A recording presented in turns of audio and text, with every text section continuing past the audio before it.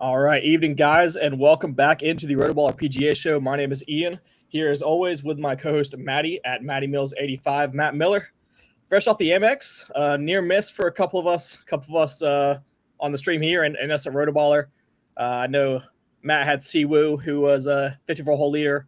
I had a couple late chargers and McCarty and Day that maybe the results look better than what they actually were in terms of win equity. But Matt, the Amex, we talked for a decent amount of time last week about the without Scotty markets. Maybe should have taken that a bit more seriously in retrospect. But how was your week in Palm Springs?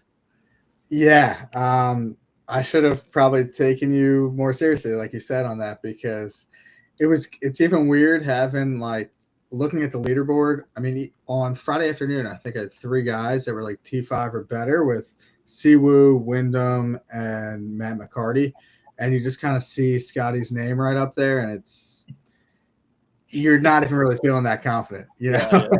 And I actually, I'm like, maybe Siwoo can, kind of go head to head and, close it out. He's won here before, but I think even playing with Scotty threw him off a little bit. It's a different animal when he's up there.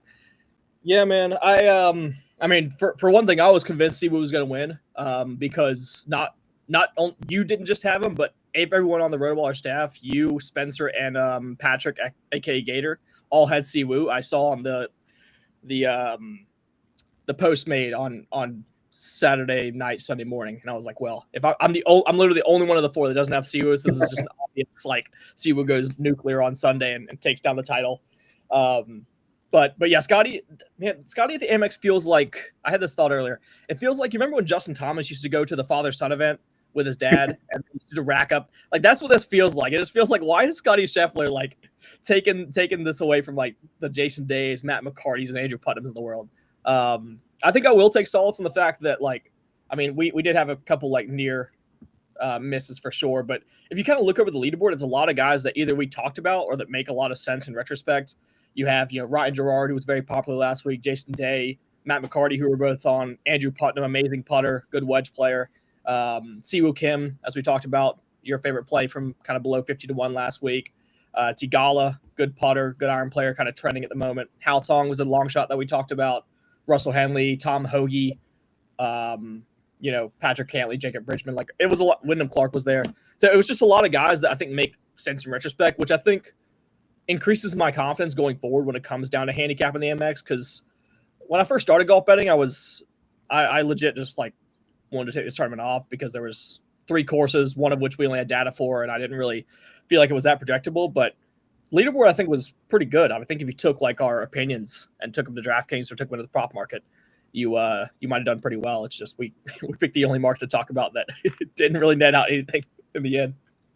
Yeah, we were all over it. I think a lot of what we said, kind of came to fruition. We just, unfortunately, Scotty Scheffler turned up and, lapped the field.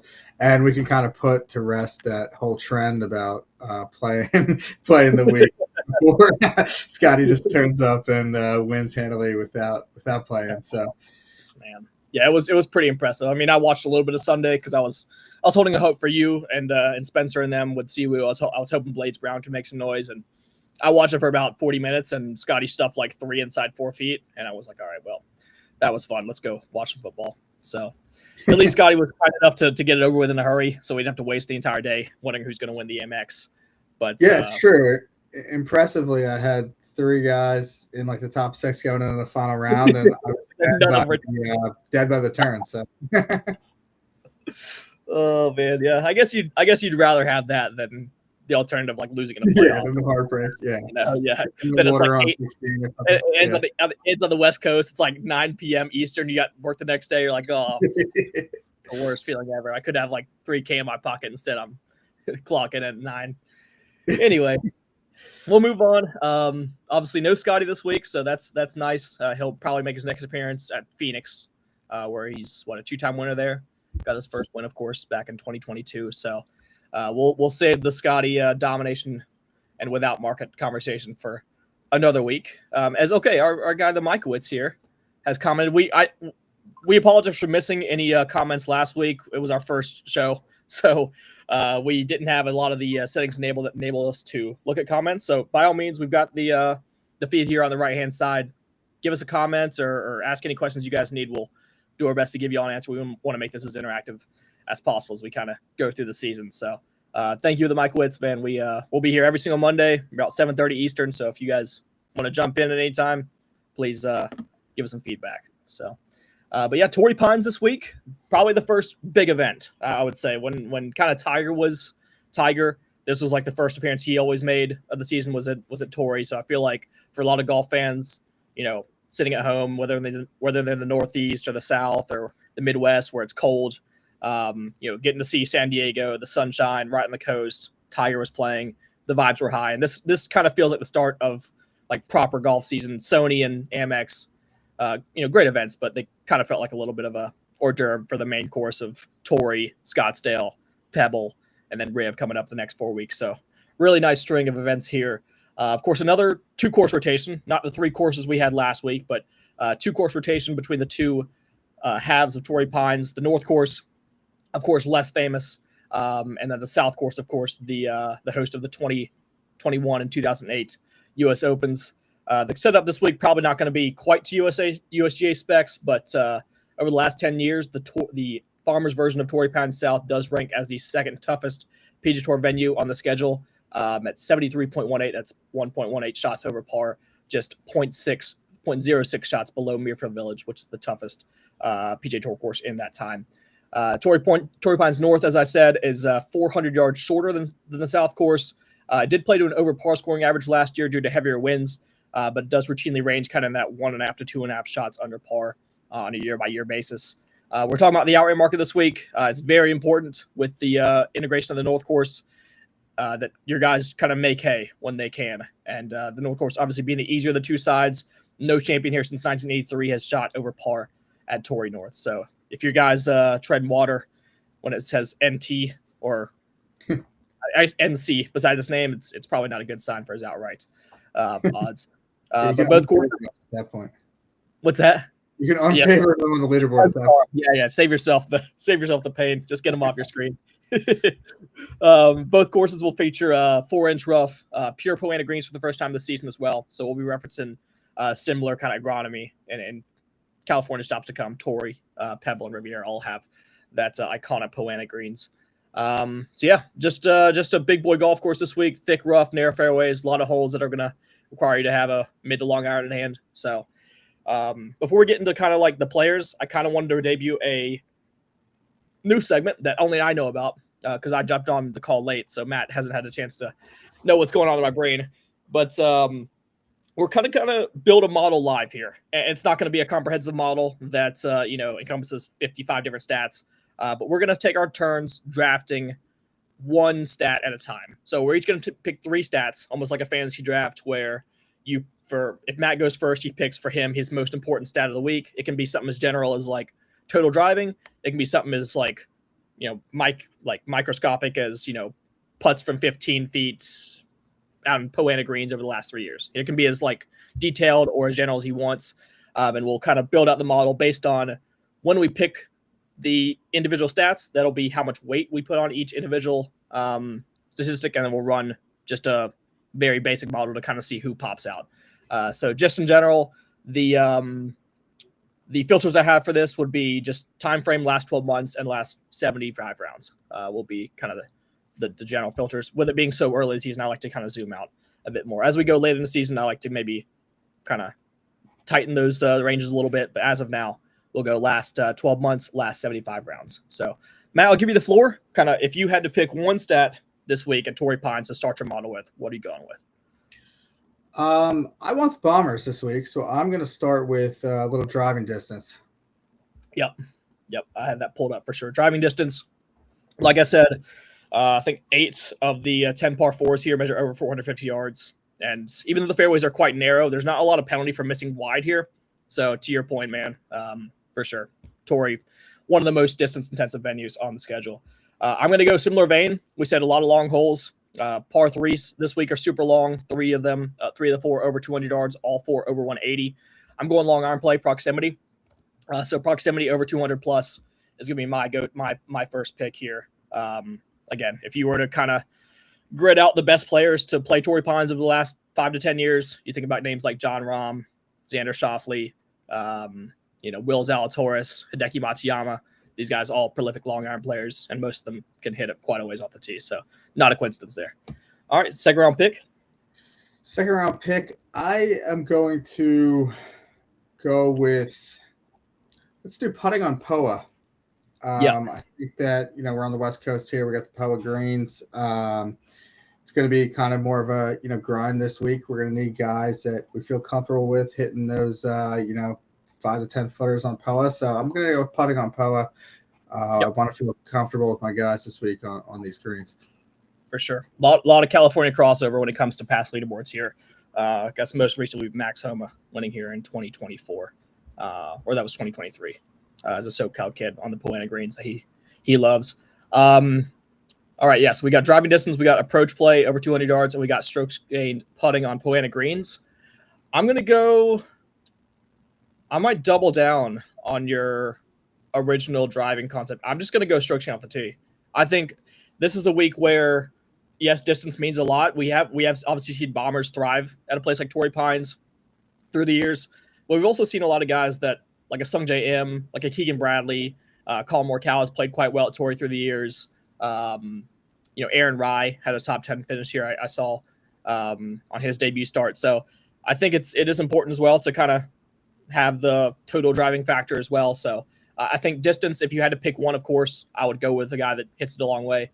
But I think just being an all-around total driver is such an asset this week around a place like Torrey Pines. So I think with our weighting on driving distance and a little bit less weight on total driving as a whole, we could really kind of filter out guys that really come to here and don't really have the driving chops to keep up with a 7,600-yard golf course. Yeah, I agree with that. I think that's a good stat to add in there. What do we got? One more each?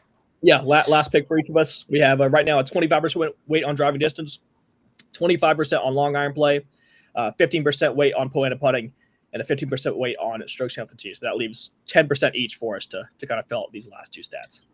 I'm going to go strokes gained around the green here. I think that anytime you have an event where, I'm looking at the winning scores the last 5 years, -8, -13, twice, -15, -14. And a lot of that damage is done on the north course, as you kind of indicated. So on the south, you're really looking at a good round as like -2, -3. It's going to be kind of a grind out there. So I want guys that are going to be able to scramble their way around and, be good around the green and be able to grind it out. Perfect. Yeah, I love that. I had bogey avoidance on my short list as well, which I think is very similar in terms of kind of the rationale you use there. And I'll go a very similar route. You talked about kind of grinding in more difficult score conditions. I'm going to go kind of split my difference. I'm going to go course history, and I'm going to go like correlated courses. So I'm going to give 5% of the weight to just pure Torrey Pines history, and I'm going to give 5% of my weight to like a preloaded comp course list that I have here. Basically, a lot of courses that are just long, have thick rough, difficult score conditions, that kind of stuff. So Torrey, Bay Hill, Quail Hollow, Muirfield Village, like an Oak Hill is in there as well. Some of the past major championship venues, you guys know the drill. So those will be kind of my split, my 10% weight, 5 and 5 between pure Torrey history and strokes gained on more difficult setups with thicker rough. So that is going to be that. Let's go ahead and generate them all. Let's see here. Okay. All right. And I think that will be that. See if I can share this screen here real quick. Perfect. All right. So as we can see, top of the list, no surprise, Xander Schauffele. Number 2, Marco Penge. Adam Scott 3. Ludwig Oberg 4. Sam Stevens 5. Chris Goddard up 6. Nikolai Horgaard 7. Wyndham Clark 8. Jake Knapp 9, Pearson Coody 10. I think we did a pretty good job there, man. There's a lot of guys. Yeah. So, maybe it's just that simple. Just put 6 stats in the blender and see what comes out. But, yeah, a lot of guys here. We'll reference this model as we kind of go along the odds board. But certainly I think gives you a decent picture of kind of what we're looking at. Again, if you have your access to your own stat database, you can certainly go more in depth than we just did over the last 5 or 10 minutes. But just giving you a general idea of kind of what we're looking at, some rationale for some players that we'll be picking this week. So But yeah, that's kind of our new segment. How'd you like that, Matt? I liked it. Yeah, no, that was cool. I didn't know where we were going with that when I heard a new segment, but that was good. I liked it. Yeah, man. Well, I figured it was just better than us just randomly talking about random stats. I feel like we can give us some context as some players that are actually, maybe excelling at some things we're talking about there. So, yeah, absolutely. Like I said, there is our modeling system. We use the rabbit hole there on BetSperts Golf. And yeah, would definitely recommend that if you guys are looking to advance your modeling process when it comes to week-to-week basis on tour. So, all right. So that pretty much sums up Torrey Pines South, Torrey Pines North, what we're kind of looking at for stats this week. Let's get into some individual player takes. It starts at the top of the board with the number one player in our kind of show model there, Xander Schauffele. Consensus kind of 14-1. You can find a 15 on DraftKings as well on Xander. He's the top player on the board. Ludwig Oberg follows straight behind, 18-1. Seems to be consensus on Ludwig this week, of course. Won the Genesis Invitational that moved to Torrey Pines last February. And then Cameron Young, a breakout candidate for a lot of us here in 2026, makes his first start of the season at Torrey Pines. 22-1 can be found on Cam Young. So these are kind of the consensus top three, Matt. Xander, Ludwig, Cam Young. Number one, is this a golf tournament that you maybe are more interested in last week and going to the top and chalking it up? Or do none of these three kind of interest you? I think it would be fair to consider going towards the top, especially in kind of like our first, big boy golf course of the year. We've seen some big names win over the years. I think that it would definitely be fair to consider these guys. You can make good cases for all of them from a course fit perspective. I'm probably not going to do it just because I think there's a lot of, fairly intriguing names a little bit further down the board that you can get. But I certainly wouldn't fault anyone for, having the consideration of these guys.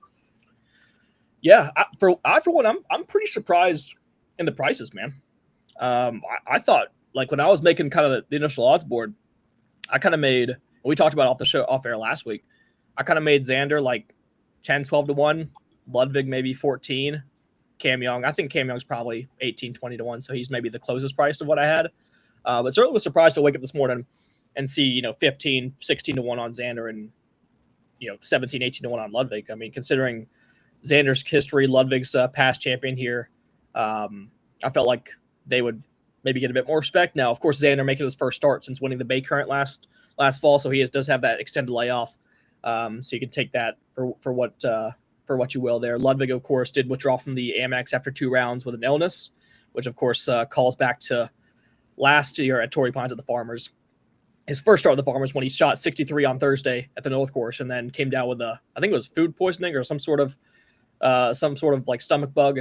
And then I think he shot like 74, 76, 78 and fell down to T42. So kind of a big coincidental there that we've had back-to-back seasons here in late January, early February where Ludwig's come down with some sort of illness. Don't have much clarity on that yet, but of course, if he's not physically limited, I like the 18-1 prizes. And then Cam Young, of course. I think he's probably my least favorite of the three. Now he is lowest on the odds board, but I think when it comes to Xander and Ludwig, there's just more projectable skills. At a place like Torrey Pines, I trust both their iron play above Cam Young. Over the long term, Cam Young's actually kind of a below average long iron player. I think that's a lot of the reason why he wasn't featured kind of in our top 10. He ranked, where did he rank in this model? He ranked 35th. So I wouldn't put him 35th in this field, but when you see Xander and Ludwig both in our top 4, you can kind of get a decent sense of why I'm maybe a little bit lower on Cam Young than maybe most people would be. But yeah, I was just kind of surprised. I'm not saying I'm going to bet Xander or Ludwig, but I mean, you could conceivably fit both of them on your card this week, which is something which is a possibility I didn't really consider this time last week. So. Yeah, it's definitely. I mean, I was surprised to see the price on Ludwig in particular, and it did give me a little, thought. Do I want to do this? But I think I'm going to go further down. But like I said, it is a good fit. Obviously, he won the event here last year that took place instead of the one that's supposed to be at Riviera. But I'm going to go a little further down to start my card. Yeah. I don't blame you there. We're going to talk about a lot of compelling options on the board. I think my favorite would still be Xander. I just think like his all-around skill set's just a bit more advanced than Ludwig's is right now. I trust his iron play a lot more. I trust his short game a lot more. And I feel like in a place like Torrey Pines, we kind of talked about in the prologue there, but like just having that baseline where even when things aren't maybe firing on all cylinders, and even par around the South course isn't really going to kill you, so I feel like when things maybe go bad for Xander, his baseline can bring him up to a point where he's not going to shoot himself out of the tournament, maybe shake off a little rust and still make a charge toward a win. So he would still be my favorite player in the field. But again, yeah, like you said, very dependent, I think, on your opinions down the board, whether or not you go to one of these two guys. So, all right, we move on into the kind of the mid-20s, early 30s range. Your boy Siwoo Kim is 25-1 across the board. He is the consensus fourth man up. Patrick Cantley, my guy last week, who I think he legit shot like -3 on the par fives, like over the first 3 days. Like he'd birdie all the par threes and fours, and then you'd get to like the 522-yard par five and make par. But yeah, he's 25-1 along with Siwoo. JJ Spawn 30-1, maybe going a bit under the radar for a U.S. Open champion. He's 30-1. Chris Goddard, Sony Open winner, 30-1, the best price you can find on him. And then Hideki Matsuyama, 30-1. Again, kind of a sneaky long iron player. Plays tough golf courses really well. So I think a lot of people will like Hideki this week. Siwoo, Cantley, JJ Spawn, Goddard, Matsuyama. Anyone in here that you have either made a bet on or are seriously considering? I haven't made any of them yet, but I think there is some intrigue. I mean, I think depending on what you think Spawn's going to do this year, it's a pretty intriguing, name and fit here. I don't know if he's going to be able to replicate, kind of the year that he had last year. So I don't know if I'm going to bite the bullet on that, but if he's going to kind of continue that, or at least, play anywhere close to the level he did last year, that's certainly a good price on him at this event in this field. And Hideki's one that's interesting too. I mean, you never really know what Hideki's going to show up. When you take him, which is always kind of the game you play when you bet Hideki. But definitely he's someone who would not surprise me or really anyone, I don't think, if he turned up and won this week. For sure. For me, I would lean a little bit against JJ Spawn. I've seen some interest for him in the market on Twitter and whatnot. But I tend to think, I know he won the US Open last year at Oakmont, but I tend to like JJ on shorter golf courses where accuracy is more of a premium. I mean, he's not a short driver of the golf ball, but when it comes down to like basically all of his top results outside of Oakmont last year, it was like, St. Jude, it was Sawgrass, it was PGA National, Colonial. Those were the golf courses that he tended to play well on. I would be a bit surprised if he goes out here and, seriously mixes up into a place like Torrey, where I think just players that maybe aren't as good as JJ Spawn overall, but just hit it further. I think they just have an inherent advantage when you step on a golf course at 7,700 yards. So I would be a little down on JJ, but I 100% agree with you on Hideki. I actually bet the 30-1. It was one of the first bets I made this week. I think Hideki, when you're looking at Torrey Pines, you're looking for like elite skills. I think Hideki possesses two elite skills that play very, very well around here. We talked about him earlier. One of the best long iron players in the world. Sixth in this field from 200 plus over his last 75 rounds. Second in this field and around the green play over his last 75 rounds. He's actually never lost strokes around the greens here at Torrey Pines. And over his career, he's actually gained over 5 shots in approach on 3 separate occasions. So he's got those inherent tools. He's got the course history around Torrey, and on 4 separate occasions since 2014, he's actually gained over 4 shots putting here. So in 2014, he gained 6.2 shots on the greens. 2018, he gained 6 shots on the greens. 2023, he gained 5.7, and then last year's Genesis, he gained 4.7. So he's actually got a little bit of putting upside on the Poana, as opposed to like Bermuda grass, where he tends to kind of struggle a little bit more frequently. We saw it at the Sony Open. He gained 8.4 shots from tee to green. He was third in that field from tee to green, but lost 2.5 shots putting. So I think the game is right there, trending towards another win. And I think he's a pretty underrated closer. I think if Hideki gets in the mix on a Sunday, he's a guy that I certainly trust to take down, a Xander or Ludwig or really anybody in this field. So I've actually bet the 30-1 on Hideki. He's probably going to end up being my biggest exposure of the week. Yeah, I mean, I like it. I think there's a lot to like about Hideki this week. I think you kind of nailed it on your description of it, so I do like it. I'm not completely off it yet. I'm still kind of deciding toward the toward the top part of the board. The only names that I've officially clicked are kind of as we get to the 40-50 range. Oh, yeah. So Well, we know you click. Don't worry. I could be talked into a few guys kind of up here, and Hideki's certainly one of them. But you've done a good job. He's a strong consideration. Yeah. I mean, do you have any thoughts about Goddard? He's sitting at 30-1. I know it's a bit of sticker shock because we just got him at 50-60 at the Sony. But you think about a guy that's won, 3 times in less than 3 years on tour. You know, he's obviously like on paper, this course would seem to suit him better than the Sony Open because he can actually unleash off the tee. Obviously got power to burn, good short game. Feels like I agree with you. I mean, I think he makes a ton of sense. It's just, is he going to win back-to-back tournaments? I don't know if that's a dumb reason not to take him, but I probably won't. I probably don't think that he's going to do that just because it's so hard to win a golf tournament.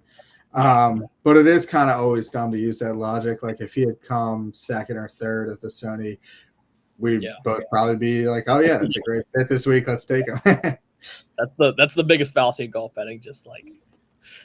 I mean, everyone's on Ryan. If Ryan Gerard wins one of his last 3 starts, nobody's on him. And now he's going to be the most popular player this week because it's been second times strokes gained due.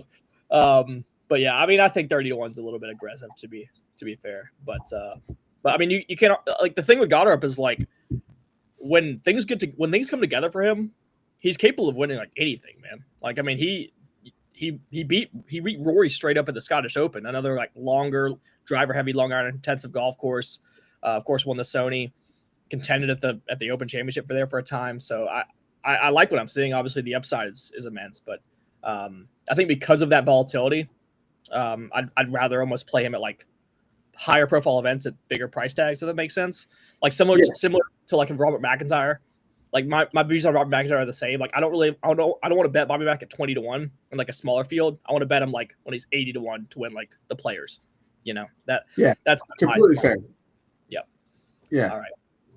Cool. All right. Let's move on into the 30-1 range. Jason Day leads that off. My guy last week run-out finish 33-1 is the best price you can find on him. California kid Matt McNeely 35-1. Harris English, last year's Farmers Open champion, 40-1. Taylor Pendrith 40-1. Keegan Bradley 40-1, and the aforementioned Ryan Gerard 43-1 can be found on DraftKings. So we'll stop it there. Day, McNeely, English, Pendrith, Bradley, and Gerard. Kind of this third tier of guys in the 30 to 40 range. What's catching your eye in this group? I'll have to give Harris a shout out. I was on him last year when he got it done. So I have something for Harris. I don't think he's going to go back to back, but I do. What price you get? Sorry. I want to say he was like pretty far down the list. I want to say he was like 80-1 or something. Yeah. It was deep down there. Yeah, it was like 80 or 100. I can't remember exactly, but he was like pretty far down there, which was nice. He was definitely a guy that, like last year, when everyone because he was quite popular last year, and like I decided. I remember the Farmers. I went with Ludwig at 9-1. Like I just kind of hammered the top of the board and was pretty much done for the week. And then when everyone cast their Harris English tickets, I went back and I was like, damn, he's played really well at the Farmers and Torrey Pines of the years. I probably should have like followed the crowd on this one. But yeah. Yeah, he's like one of those guys that always just kind of pops up at like tough courses, but he's another one of the guys like kind of like you mentioned with like Goddard up and Bobby Mack. Like I would almost rather take Harris when he's like way further down the list, like over 50-1, and you kind of just have to hope that he has one of his like really strong weeks where he turns up. Yeah. I don't really love betting him when he's in the 30s. I just don't know that he's like that guy. Yeah, he's a guy that you bet in majors with an each way, you know. Yeah. Like 120-1 with an each way at like the Open Championship or the PGA, the US Open or something. Yeah, or like the US. I feel like the US Open, he was maybe not this past year, but I feel like in the last 5 years, he's got a couple like top 10s there. He definitely top 5 when it was here last in 2021.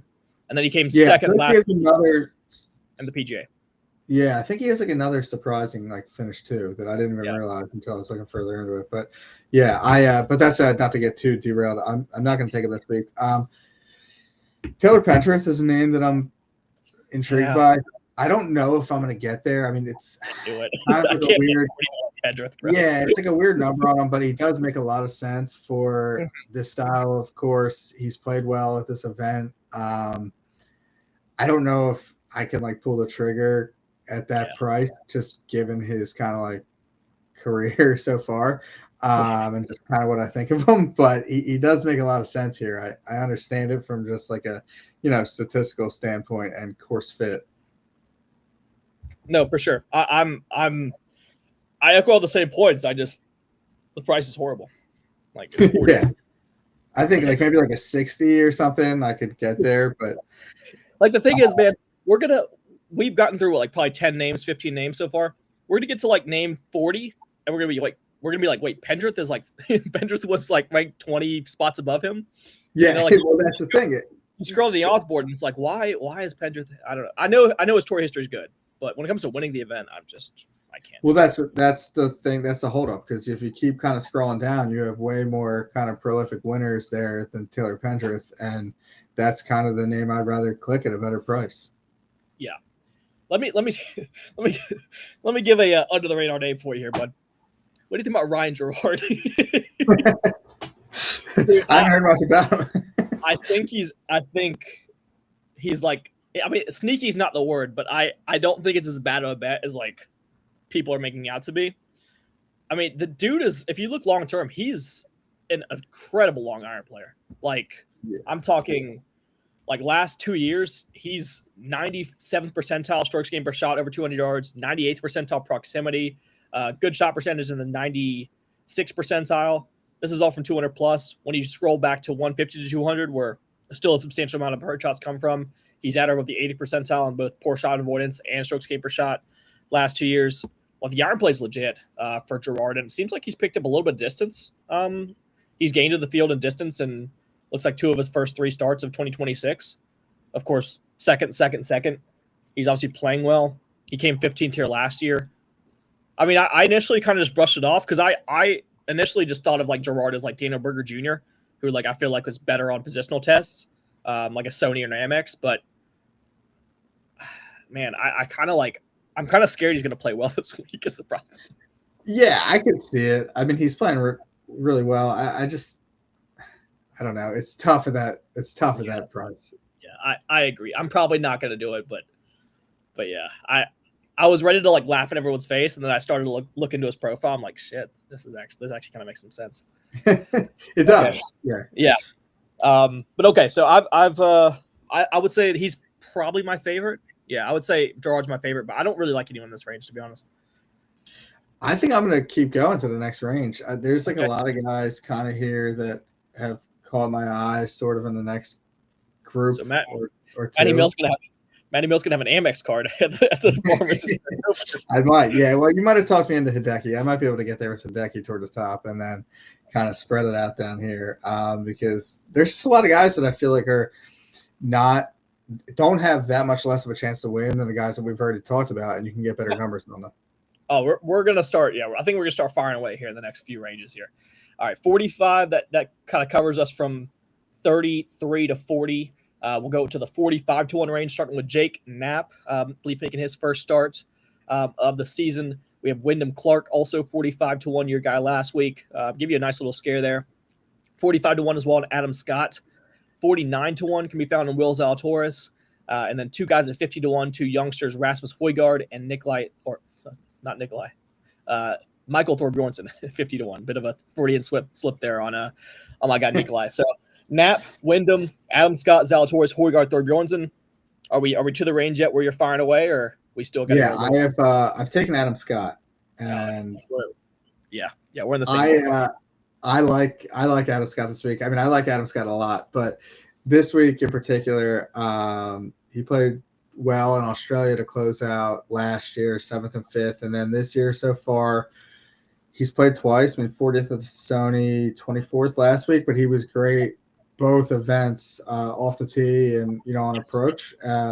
He's got good history here in his 2 starts. He's won at Riv. I trust him on the on the West Coast, and to be able to make those putts on Sunday on the Poa greens.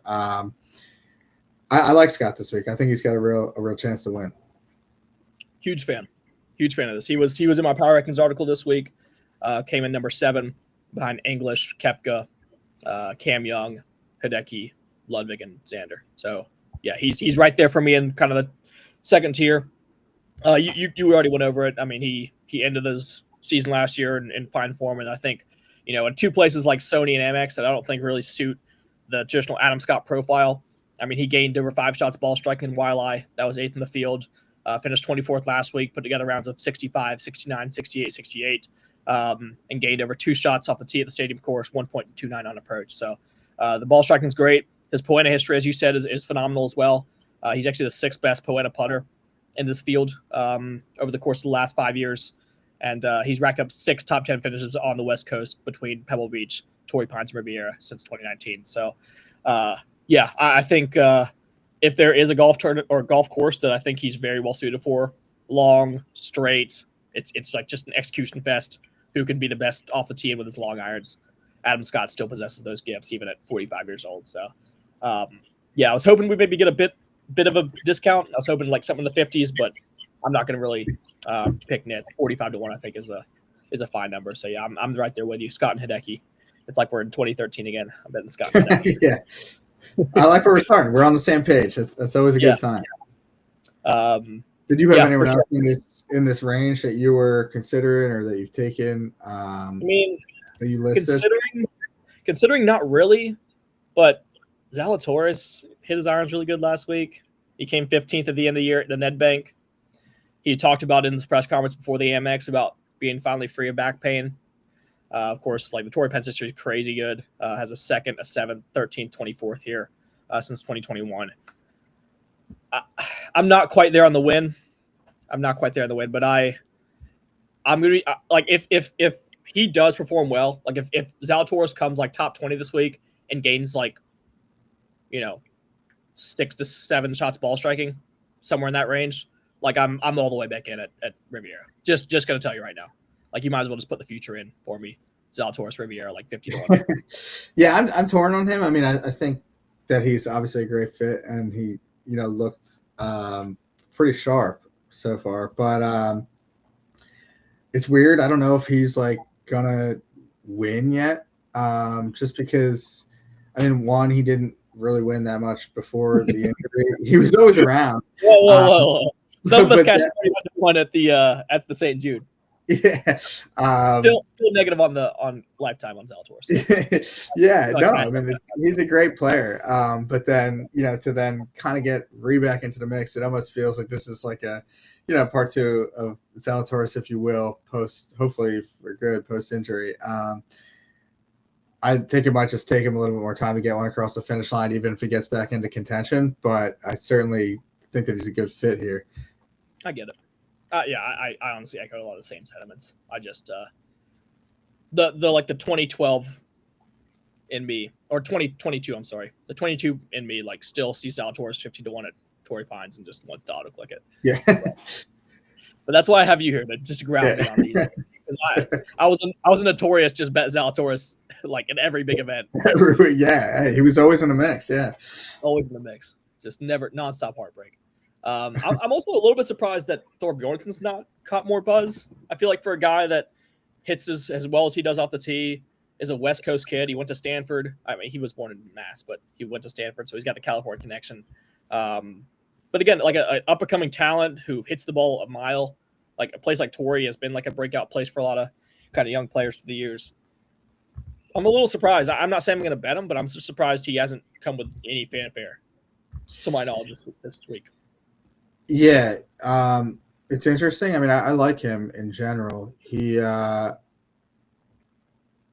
was, I gues he didn't hit it great last week, although we don't really have full kind of stats on that because it's only just a stadium course. And then he been, I could be wrong on this, but I feel like he hasn't, for someone who went to like Stanford, he hasn't really been that great, like on the West Coast. Is that right? Well, he doesn't have much of a sample size, to be fair. He only turned pro summer 2024, so he only had last year, and he only played He didn't play Riv, or he didn't play Pebble because he wasn't eligible to play those.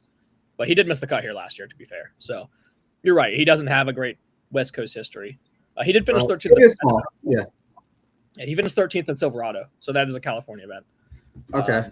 So a little bit of corollary there. Not like they're similar courses, but yeah, I was just curious. Yeah, no, I mean, I like him. I like him. His game. I think that I think he's going to win this year. Because if you think about like a lot of the guys that we have already named and we are going to name, like his profile is very similar to like, I feel like, a lot of the Adam Scotts and I mean, I'm going to give like Nikolai Højgaard's going to be a bet for me this week. I think he's very similar to him. But yeah, just throwing something out there. Yeah, no, I mean, I like him a lot. I've taken him a lot. And I think he's got a lot of talent. So yeah, he might be a guilty click for me if he like starts drifting down the board, just because, I mean, he's like the most obvious breakout, like first win player of 2026. I feel like so. Whenever you can get a big number on him on a less than elite field, maybe worth a look. Yeah, I would agree with you on that. Yeah, cool. Yeah, I'm not completely off him. Okay, so I'm going to talk into Thor Bjornsson, but he's going to be like 8 over par on the South Course through round 1. I do wish that he hit it a little better last week. Oh yeah, it was bad. But, I mean, it was only one round, and stadium's not exactly his spot. You can, he can hit the high right ball every now and again, and at least this week you can get away with the high right ball. So you can. No, that's fair. Okay, so a lot of discourse on a guy that probably neither one of us will have on his betting card. That's what you're here for. All right, well, let's move past 50 to 1 here. As of right now, I've got Hideki Matsuyama and Adam Scott on my card, and Matt has joined the program on Adam Scott as well. So we both have him locked in 45 to 1. Moving on to the 50 to 1 range, above 50. Sam Stevens 50 to 1. Alex Noren 52 to 1 looks like can be found on DraftKings. DraftKings has a lot of weird prices this week. Not sure how I feel about that. Max Homa 55 to 1. Nikolai Højgaard, who I just mentioned, 57 to 1 is the best available number on him. Garrick Higo 58 to 1. Patrick Rogers, Stanford's finest, 60 to 1. And Justin Rose 60 to 1, kind of in a weird range here. You would think Rose would be maybe a bit higher up on the board given his tour history and his status as like a top 10 player in the world, but I also kind of have no interest in Rose, so I don't really care what price he is. But Stevens, Noren, Homa, Højgaard, part 2, Higo, Rogers, and Rose. Anything piquing your interest in the 50 to 60 to 1 range? I'm going to let you take it away. I don't want to steal your thunder, but you did sell me on someone in your write-up, and okay. I know he's your boy, so I'll let you go through the whole rundown on him. But I'm going to join you on Højgaard. Nikolai, this will end very well. He is one of my kind of favorite haunts. I'm not going to lie. I like Nikolai because Nikolai's a dude that he does what he does well. He does at an elite level, and we saw it last year. We've seen it really throughout his career. When like Nikolai goes to a golf course that suits him, he tends to play really well. We saw it on debut at Torrey Pines here in 2024, literally his first PGA Tour start, I think, as like a full-fledged member. Came runner-up to Matthew Pavon here at Torrey Pines in 2024. Finished 8th last year at the Mexico Open. Again, a long, kind of wide open golf course, ton of long irons in hand. The Scottish Open, as we mentioned last year, a ton of long irons in that golf course as well. Finished T4 to McElroy and Goddard up last year. And then this past week, finished T4 at the Dubai Desert Classic, gained over 5 shots off the tee, putted really well as well, which again kind of gives a bit of a parallel to that 2024 start at the Farmers I mentioned earlier. The week before he finished run off the Farmers, he finished 7th in the very same Dubai Desert Classic. So kind of has that 2 years later, coming back over from Europe with some nice momentum in the Farmers field against, maybe not the most elite talent he'll face all season on the PGA Tour. But yeah, he's coming in with all momentum. And then when you look at his actual profile, the things he does well, I think suit Torrey Pines to a T. Obviously, one of the longest players we have on the PGA Tour, finished 3rd in driving distance last season. One of the best long iron players as well on the tour. Over the last 2 seasons, only Xander Schauffele and Hideki Matsuyama have posted better proximity splits from beyond 200 yards. And we've already seen the fit kind of translate under tournament conditions. So again, 55, 60 to 1. A lot of guys are kind of like smashed in this range. A lot of guys with a lot of tools, but yeah, I'm going to kind of trust the recent momentum that maybe a lot of guys still shaking off a little rust here early in the season. Højgaard doesn't have to worry about that. And of course, he has the run-up finish to kind of fall back on it, Torrey. So, I think a lot of guys are, a lot of people are going to come in and want to back like a Marco Penge or a Rasmus Peterson. I'm very high on both those European prospects. But keep in mind, like, Nikolai's 2 years younger than both those guys. He hasn't even turned 25 yet. He's won 3 times worldwide on the DP World Tour. Has some spike finishes in big fields in the PGA already. So I think the breakout's coming. I think just the fact that he's went 2 years at this level without a win, people have kind of just forgot about Nikolai for whatever reason. But yeah, if you're looking like deep into the stats this week about what matters to Torrey Pines, I think it's going to be hard to kind of avoid Nikolai at kind of 55, 60 to 1. Yeah, you sold me on it. I read the write up this morning. It's very good all around. But I read the full layout, the full sell that you gave on there, and I'm like, you know what, I'm in. This is a good number.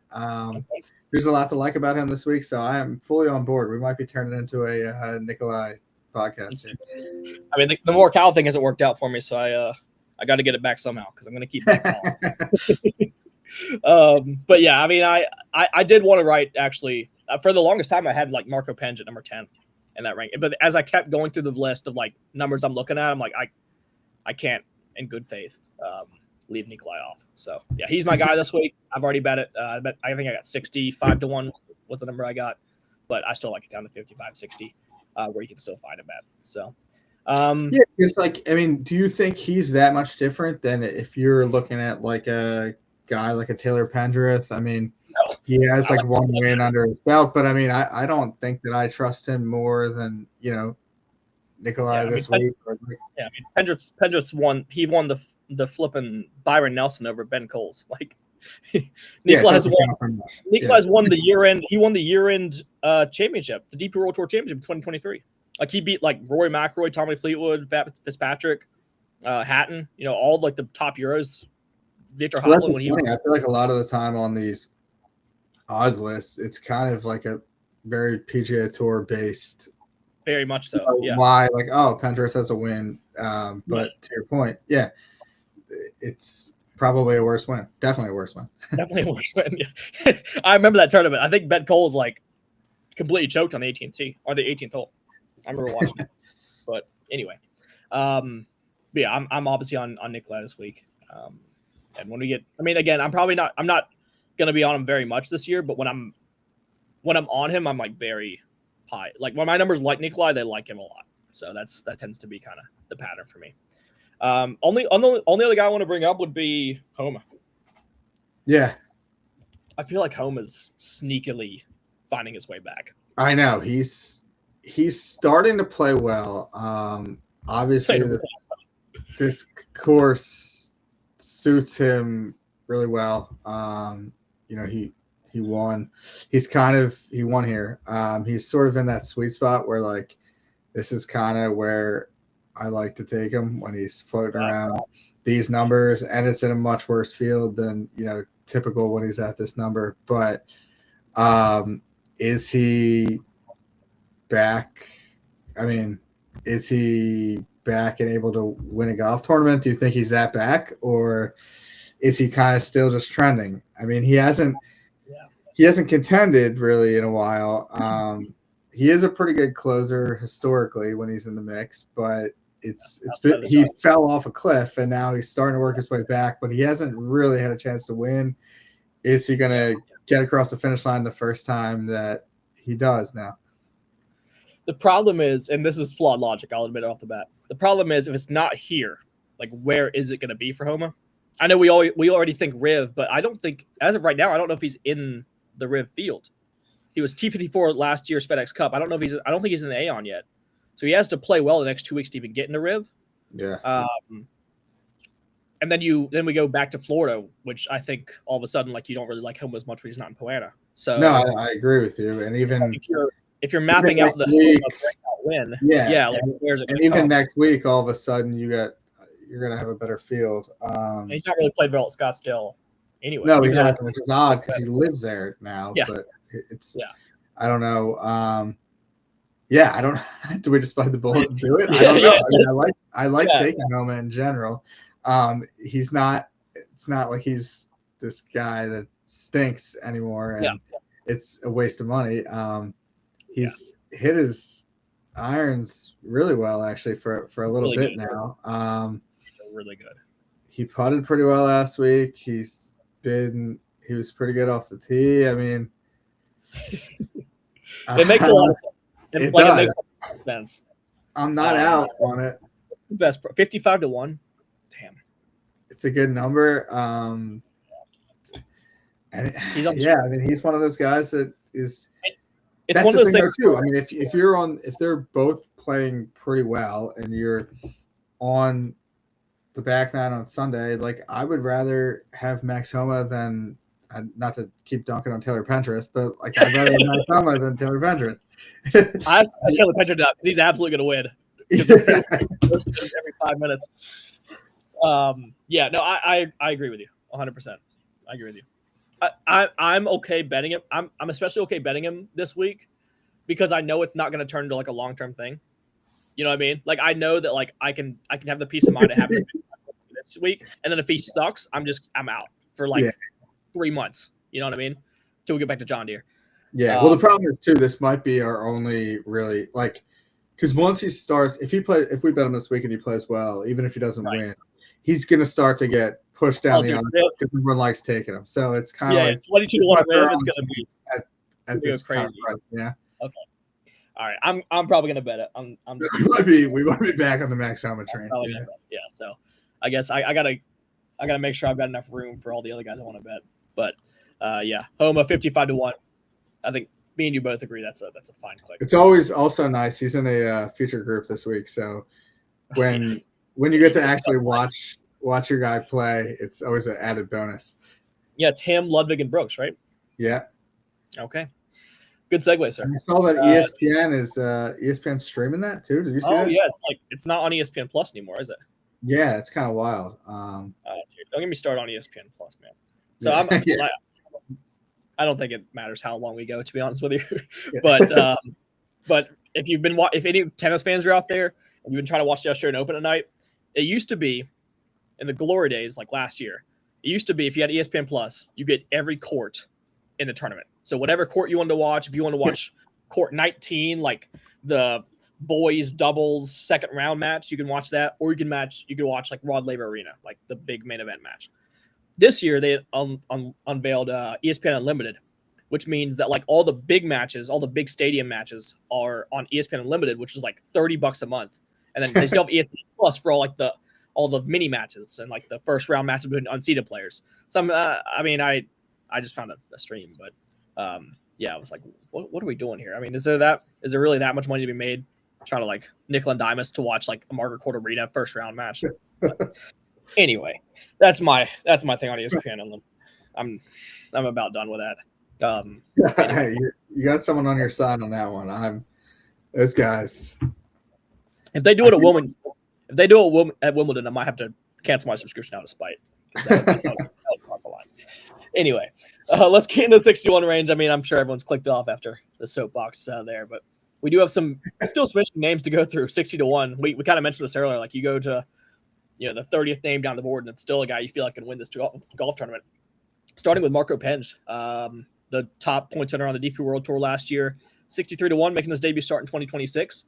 Pearson Coody, who shot 62 on Thursday last week, to kind of get people excited. I don't know how he ended up finishing at Amex, but he certainly has the length and the short game to potentially contend around here. A guy named Brooks Koepka, who's 66 to 1 in this field. I don't know. I didn't have many stats. I don't have many stats about him. I'll just leave it to Matt to maybe give his thoughts on kind of an unknown player. Matt McCarty, 67 to 1. Davis Thompson, 67 to 1, and Max Graceman, 67 to 1. That's kind of where we'll round it out. Actually, we'll throw Rasmus Diergaard Peterson because we already put Penge in there. So Penge, Coody, Koepka, McCarty, Thompson, Graceman, Diergaard Peterson. I don't even have to ask you, Matt. Just give me the Brooks case real quick. 5 minutes. I had to do it. First event back, has to do it. I think it's the number itself. It's crazy. It's crazy. We were talking last week, and we thought he was going to be like 30 to 1. So they're begging me to do it, and I didn't need any begging. I was going to do it anyway. So I was very pleasantly surprised to see what came up this morning. I think with Brooks, I mean, it's always just kind of gauging whether, how motivated he is to win or how he's going to show up, what kind of mindset he's going to be in.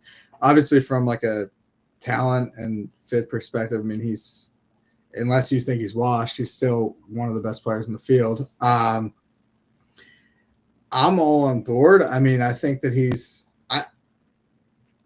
is going to be a little spin zone, but I do think we're looking at a little bit of like a Brooks Koepka 2.0 this year. I think he's pretty pissed off with the way that, in particular, the majors have gone in the last 2 years, because he used to be kind of a guy that could work his schedule the way that he wanted, and he didn't really care about the results anywhere, and he would just turn up at the majors and he'd be in the mix. And he went through a rough stretch prior to going to Live, but he kind of had like the injury to fall back on. He had a knee injury. He wasn't fully healthy. It was never like he just played like shit type of thing. And that's what's happened the last 2 years. And I think that now he's kind of in this situation where he sort of does have to grind a little bit more and care more about these type of events. I mean, the one thing that surprised me was in the fall, we saw him go and play a ton of those events in the DP World Tour. I mean, I think he played like 4 times in 5 weeks. He finished like 4th in France, and then he played pretty well at the Alfred Dunhill as well. And he got caught in like a tough, weather wave the one day too. But that was 2 positive results to end that stretch, and that's not something that we typically see him do. So I think he is kind of fed up with where his game was at the end of, the Live season last year and the end of the major season last year. And I think we're going to see him coming out a lot more motivated early on this year to make sure that he's ready to go at Augusta, and he doesn't feel like he's not prepared for that event. Yeah. I mean, to be fair, last week I was kind of preparing this show to be just like the Brooks debate, where you were the bull case and I was kind of the bear case. But like, he's 66 to 1. Like, what case can I make that not to put $35 or $40 down on a 5-time major champion at Torrey Pines? Like, it'd be one thing for me if this was like the Byron Nelson. Yeah. Because I think Brooks, I think Brooks, even at his best, wouldn't really play well at the Byron Nelson when you have to go out there and shoot 20 under. But a golf course to like driver, long iron, short game, bogey avoidance, like this is a U.S. Open track. And Brooks kept a player of the last like 10 years plus, so I don't know. Like, for some reason, like there's a faction on social media that just thinks like even 60 to 1 is a crazy, like is unbettable. I don't know. I haven't seen as much Brooks love as I expected when I opened the sports book app this morning and saw 60 to 1. But yeah, I'm with you, man. Like this price is unbelievable. Yeah, you have to take him. I'm surprised by it. I don't know why. I mean, unless people just think he's done. I mean, he actually played pretty well at the end of last year too. If you look at his results and his last 2 events of the DP World Tour. So it's not like he finished 12th at Oakmont. Yeah, and he was. I mean, that was with like a disappointing weekend. He was really obviously a great Thursday, but I know that his history at this individual tournament hasn't been great, but he played really well at the U.S. Open here. I think that was more just this is where he typically started his year, and he didn't really care about anything until the Masters. I mean, he's played well at Waste Management, but I mean, I think this was just kind of knocking the rust off typically, but I think that the way where Brooks's game is at now in his career, he needs to start caring earlier in the year than he did when he was, in his prime 5 years ago. Well, yeah, that's the thing. Like, correct me if I'm wrong, isn't he required to make like 15 starts this year? He's not in. I mean, he's not in guaranteed in a lot of the events. There's like a lot more that he has to do that he typically wouldn't do. So I think he's committed to this Waste Management and Cognizant so far. Yeah. And then we'll see what else we'll see if he's into the signature events after that. But yeah, that's the thing. Like, if his contract states that like he has to participate in 12 to 15 events, this will be like Brooks's motivation to not have to play the 3M in July. You know what I mean? Like Brooks needs to get the signature events so he could like avoid the Rocket Mortgage Classics and the 3M Opens and the John Deere Classics. And because could you imagine like Brooks kept having to tee it up? He'd probably hit one tee shot and just walk off the golf course. Yeah. But yeah, I'm with you there. I mean, if he wants, like he's in Sawgrass, but if he wants to play Bay Hill, if he wants to play Doral, if he wants to play Quail Hollow, Pebble Beach, Riviera, like these next 2 weeks are huge for him. And these are two courses that he can play really well at, I think. Well, I think it's a really good point too, and I think also to further your point, it's like those are the courses that he probably feels like he needs to play to get ready for the majors. Yeah, so for sure. there is like a little bit of motivation. Like you've got to get into that field because if you're not playing those tougher tests throughout the year, it's harder to show up and compete at a U.S. Open. Yeah. Okay. We're in lockstep here. I would have fought you a bit more if it was 30-1, but 66-1. I mean, shoot. I mean, honestly, what do you think his price is going to be at Scottsdale next week? Because the field's going to be better. Yeah, I think it's interesting because he's won there twice, so they might give him a little bit of a bump there. But yeah, I mean, to your point, you're going to have a better field. I don't know. I mean, I guess it depends what he does this week too. So yeah, but given the fact that you probably would have bet him at 35-1. Here. Oh yeah, yeah. So, and also it's kind of like the first event back. I probably would have taken him no matter what. But when I woke up this morning and I kept scrolling down and didn't see his name yet, I'm like, this is unbelievable. Did he withdraw or something? What's going on? Yeah. In the field? Yeah, I know. Okay. Yeah, I mean, again, we've talked way too long about things that we don't really disagree on whatsoever. But yeah, 66-1 will be added to my card for sure. My card's going to look very funny with Nikolai Horgaard at like 55 and then Brooks Koepka beneath him at 66. But special consideration also to Penge and Rasmus, the two Euros coming in, making their debut starts. I'm very high on both of them. I did a Power Rankings article before the season started on the top 10 incoming talents to join the PGA Tour full time. And those were my top two guys. Penge was 1, Rasmus was 2. They're both elite drivers of the golf ball. Rasmus, I think, has a bit higher of a ceiling with the ball striking. Penge is a bit more reliable of a short game, or at least has spiked more with the short game. He's kind of proven more, as we saw at like the Scottish Open last year. Putted well enough to finish T4 there. So I think they both have like legit games to contend a tour. Like I would not be surprised at all if like Marco Penge goes out there and like is actually kind of relevant on the weekend. Now he is dealing with an illness, kind of similar to Ludwig. That's the reporting I saw that's why he hasn't. That's why he's waited this long to make a start on the PGA Tours. He's dealing with some sort of illness or some sort of bug.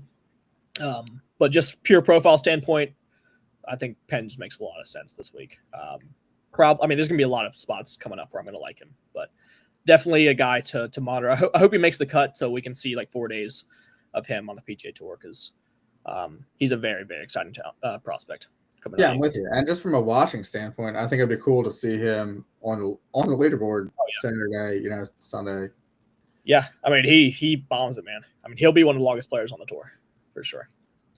All right, I'll kind of open it up now. We're past the point where I feel like we have a ton of player takes, kind of past this 60-70-1 range. Tigala's 80-1, coming off of a pretty solid start of the MX. I know he's played Torrey. He's been hit or miss at Torrey, but again, SoCal kid. Good on Poena, typically really good putter. Aaron Rai, good ball striker, 85-1. I feel like he's finished top 5 or top 6 here in the past. My boy Rico, horrible week at Amex last week. Like, I mean, legit. I think he withdrew as well, but his wasn't with injury. It was just like I just want to get out of Palm Springs. But I think this is a better fit. Like I was off Rico last week. I think this is a better fit. Like just pure ball striking test, driver, long iron play. He's probably not going to win or anything, but I think he's not as dead as he was last week. And then you got like Kevin Yu, Michael Brennan, my boy Kiefer, Andrew Novak, who was in contention with your boy Harris Ingles last year. He's 115-1, showed some life in the fall as well. So is there a long shot kind of behind 80-1, 100-1, anywhere beyond there that you maybe you're looking at this week? I'm still pretty open. I was considering Tigala. I don't know if I'm going to get there yet with him. I could be sold on a lot of these guys, but I haven't officially committed to any of them. Yeah. I have a feeling that the winner is probably going to come from a little bit from someone that we've like kind of already talked about, but I could be sold on someone deeper. I do have a long shot article that I have to complete. So I'm open to some names down here. Well, I've got one that I think you'll like for sure. And I'm honestly, I don't know how popular he's going to be this week, but I would imagine he's pretty popular. He came top 15 last year. basically purely on the back of his driver. Like he gained 5.5 shots off the tee, lost an approach and lost the short game, still came 15th. His name is Eldrick Bach Eater. He's a PGA Tour winner. He's 150 to 1. I think actually you can find as high as 200 to 1. Let me see if that number's still a certain sports books that happens to be open 365 days out of the year has him at 200 to 1. So I think, I mean, he's a PGA Tour winner, like I said. I think, again, kind of like Nikolai, Aldrich's very, like, easy to project. Like, when there's a golf course that he can just bomb away on, there's not really much penalty for wayward tee shots. Think about Rocket Mortgage, Mexico, here last year. Like, he's not very good at when he has to put his driver, like, on the planet, and there's stiff penalty for missing fairways. But that's not the case this week. And again, like, he's a PGA Tour winner. I think, you know, the recent form's not great, but he kind of came out of nowhere last year and came 15th. Kind of won without form at the Rocket Mortgage as well. So I think he's worth a shot. Maybe in each way, better than just an outright, just pure outright bet. But I think when you're looking for like elite tools, Pocketter's capable of leading this field off the tee. And he's not a lost cause with his irons or his putter either. Like, I think he's still a very promising player, still just 20, 21 years of age. So he's a guy I had listed up. But I tend to agree with you. I think he's a good fit. As well. I mean, obviously he has the length. He's an exciting, young player. I could see it. I'm a little hesitant to pull the trigger on some of these guys further down, but I think that's definitely someone who's kind of caught my eye as well. Yep. Well, use an odds boost on my boy Rico. You can write about him this week. I'll definitely retweet your article if you have Rico Hoey on the cover. Do you anyone else down here that's caught your eye? I mean, I guess I don't think that he's going to win. Sam Ryder's played pretty well here. He actually almost won to hear that. Homo won. Because they interviewed his mom. Faced him. Yeah, she's like, oh, he's going to win, and then he just fell apart right after that. That was an insane move. I don't think maybe she didn't know what she was doing, but they went to the parents like 5 holes to play. Like, what are you doing, CBS? They just won. They wanted to lose. I think that's like they were just trying to do everything in their power for Homer to bring that hope. Like the leader's mom on TV. Yeah, she came out like really confident. She obviously does not bet golf because if it was one of us, we'd be calling him dead when he missed the fairway. Yeah. Man. Anyway, yeah, but I agree with you. I think this is a week. Like last week was a week where you could really punt long shots.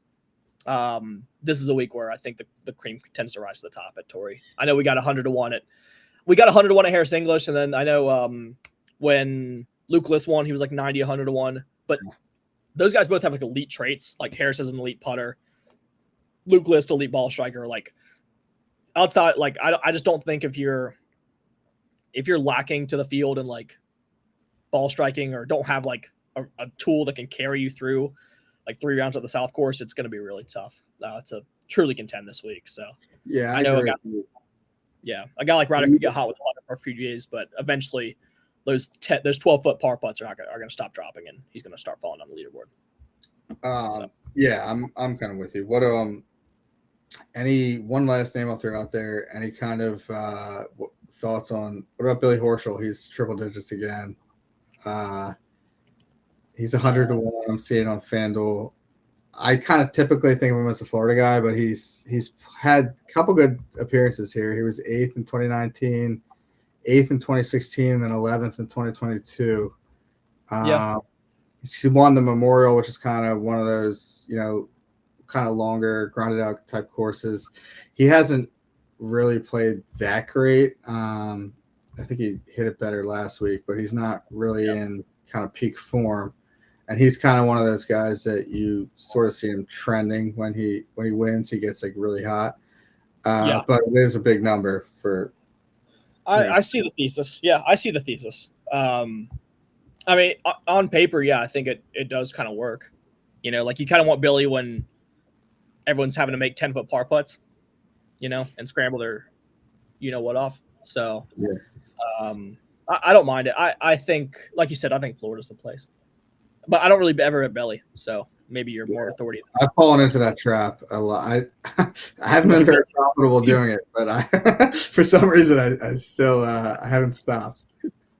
Fair enough. We all have our muses. So hey, he'll probably beat Nikolai straight up this week. So. Yeah. But yeah. All right. Well, that's all we got. We went a couple minutes over, but really interesting tournament this week. I think there's, like I said, a lot of cases to be made for a lot of different players. Should be a really fun one. If nothing else, even if I don't have bets, this is one of the tournaments like at an Amex or at a Sony. Like if I don't have a bet in the mix, I might keep an eye on like a smaller screen. But this is appointment viewer for me.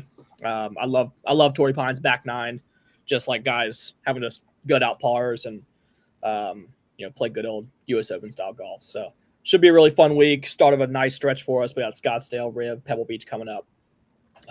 So yeah, man. Any closing thoughts, man? I know. Actually, give me your betting card, kind of what you're leaning on before we go. I am still undecided on Hideki, but I think I've committed to Adam Scott, Nikolai Højgaard, Max Homa, and Brooks Koepka. So okay. I got 4 for sure, and then I guess I have room for Hideki if I wanted to up there. Where are you at right now?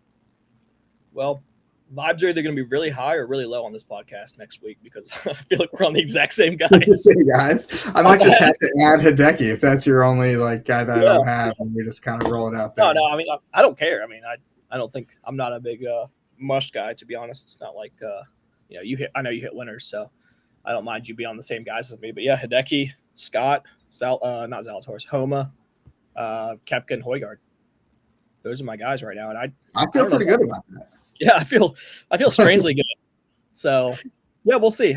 I've only clicked Hideki, and Scott right now. So I was kind of holding out because I didn't really know if I wanted to grab like 3 guys in the 50s or like just go to Xander at the top. So it could still be like Xander, Hideki, Scott for me, but I don't know if I want it. But I'm sorry, Xander, Hideki, Scott, Højgaard. I don't know if I want to like go with like Homa, Koepka, and like maybe a Euro or like.